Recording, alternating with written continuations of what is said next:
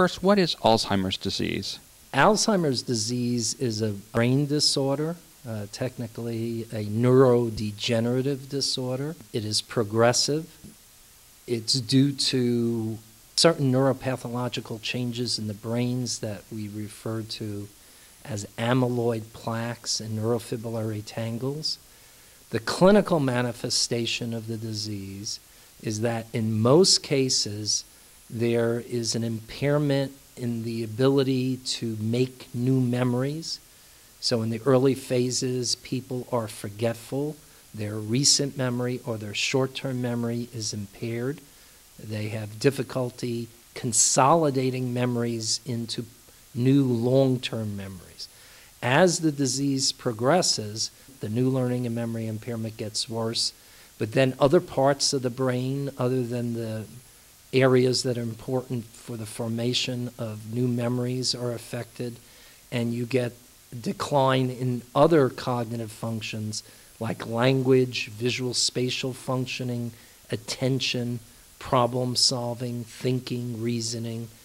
And in the middle phases of the disease, parts of the brain that are involved in emotional regulation can be affected, and therefore you can also at that stage have behavioral or personality changes that differ across individuals. So some people become agitated, some people may actually become calmer.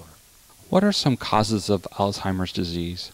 In terms of thinking about the causes of Alzheimer's disease, I'm not sure that we ultimately know the cause, but in terms of risk factors, the acronym AGE, AGE, is a handy way to group the causes or the risk factors together, in which A stands for aging. The number one risk factor for Alzheimer's disease is getting older. So Alzheimer's disease doubles in terms of its incidence and prevalence, that is the number of cases, the frequency, every 5 years after age 65. The second letter is G, and G stands for genetics. So there are 3 genes that are autosomal dominant for Alzheimer's disease, that if you have that gene and you live long enough, you'll definitely develop Alzheimer's. And if you have children, half your children will develop Alzheimer's because they'll have the gene. The good news is those 3 genes, the APP gene, the presenilin 1, presenilin 2, are very rare, much less than 1% of the population. There is another genetic risk factor called the ApoE4 allele, and if you inherit 1 or 2 of those alleles, one from your mother and one from your father, you're at higher risk to develop Alzheimer's disease.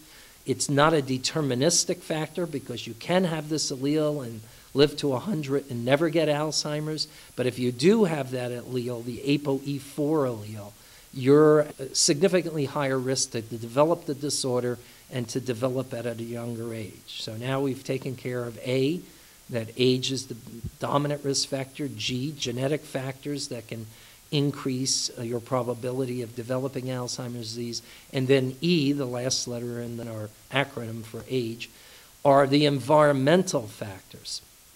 So none of these environmental factors are totally conclusively proven, but many environmental factors have been identified, and among those that have the strongest proof are having type 2 diabetes in midlife increases your risk for developing Alzheimer's disease. Depression can increase your risk of developing Alzheimer's disease. Smoking can increase your risk of developing Alzheimer's disease.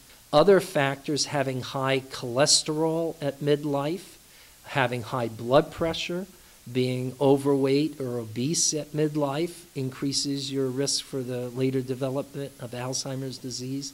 A sedentary lifestyle increases your risk.